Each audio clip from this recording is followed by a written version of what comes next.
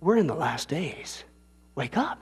But that's still not all, folks. God is very, very precise. The sixth end-time prophecy concerning the Jewish people, get this, is you would blossom as a rose in the desert. Now, I don't know about you guys, but I've really been refraining from growing a garden, even though we got a good patch in the backyard.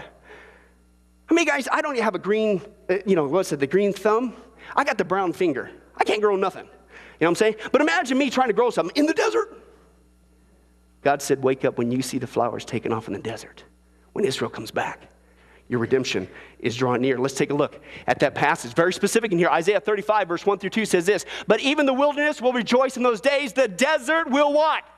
Blossom with flowers. Yes, there will be an abundance of flowers. Not just some, but an abundance of flowers and singing and joy. The deserts will become as green as the mountains of Lebanon, as lovely as Mount Carmel's pastures and the plain of Sharon or Sharon. There the Lord will display his glory and the splendor of our God.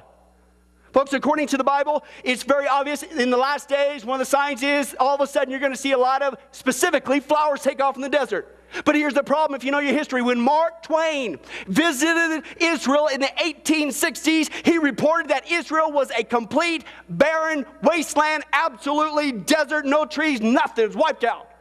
And the reason why was because almost 2,000 years of foreign conquerors had totally abused the land and had made it into a wasteland. But it just so happened when the Jews began to return, they didn't just return, they started building a network of irrigation systems. And right now, partly because of a massive tree replanting program, there are over 400 million trees in Israel. It's increased the rainfall by 450%.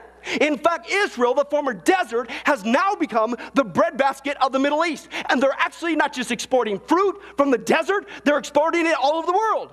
In fact, Israel diverted the water from the Sea of Galilee, get this, and channeled it through the sections of guess where? The desert, right now today, which have allowed the deserts to literally blossom with an abundance of flowers. Even to the point, get this, Israel, now the former desert, has now become a major world exporter of guess what? Flowers and ornamental plants. The Bible said, when you are in the last days. But that's still a seventh end-time prophecy concerning the Jewish people. Is one day they would have a powerful military. Do they have one? Slightly. Listen to this. God said, here, wake up. When you see this, your redemption's coming near. Zechariah 12:6 says this, on that day, I will make, God speak, I will make the leaders of Judah like a fire pot in a wood file. Crown translation, how many men got a barbecue and you put way too much of the fluid on there? Okay, that's kind of what God's going to do with Israel. Okay, that's it. Anyway, like a flaming torch among sheaves, they will consume Israel, will consume right and left all the surrounding peoples, but Jerusalem will remain intact in her place.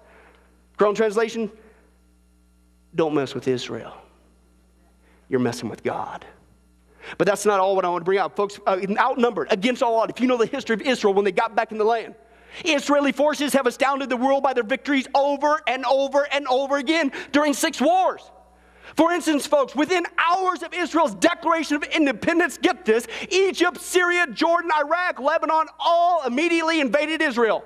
The combined population of those countries at that time was about 20 million people, yet Israel had maybe, not even, almost 1 million people. The odds were 20 to 1. But when all was said and done, the Jewish people didn't just win the war, they totally spanked them. I had one of my teachers in seminary, he was actually there in the 67 war, I believe. He saw with his own eyes. He said they were completely, I was there. I was hiding behind the sand with the camera. He said, it was weird. It was something, he said, you could feel it spiritual was going on. Israel might have 1 tank, and here comes 6 at them. When the dust cleared, they were still there, and the other tanks were gone. Time after time after time after again. But what is going on, folks? They not just won that war, the first one, but they expanded their size of Israel by 50%. And wake up, pay attention to the prophecy. Right now, today, Israel has one of the most powerful military forces in the world with full nuclear capabilities. Hands down, they're the most powerful military influence in the region, just like the Bible said, when you are in the last days. But that's still all. The next one concerning the Jewish people is they become a center of world conflict. Do we see that?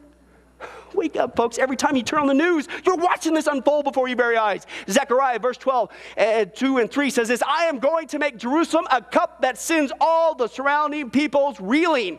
Judah will be besieged as well as Jerusalem. And on that day when the what? The nations of the world's going to turn against Israel. Are people starting to do that? He says, on that day when the nations of the earth are gathered against her, I will make Jerusalem an immovable rock to all the nations, and all who try to move it will actually injure themselves. People of God, again, as we already said in 1948, when the Jewish people became that nation, within hours, the nations around them have declared war against Israel, and the fighting has never stopped. It also just so happens that Israel happens to be at one of the most strategic, significant points in the country for the world's oil reserves. Then to make matters even worse, Israel happens to be the headquarters of the world's 3 largest religions. And that's why you and I can turn on the newspaper, read the newspaper, turn on the TV every single day and see that Israel has indeed, tiny little Israel, you can fit 17 of them in the state of California, has become a center of what? World conflict, an international problem, just like the Bible said. When you're in the last days.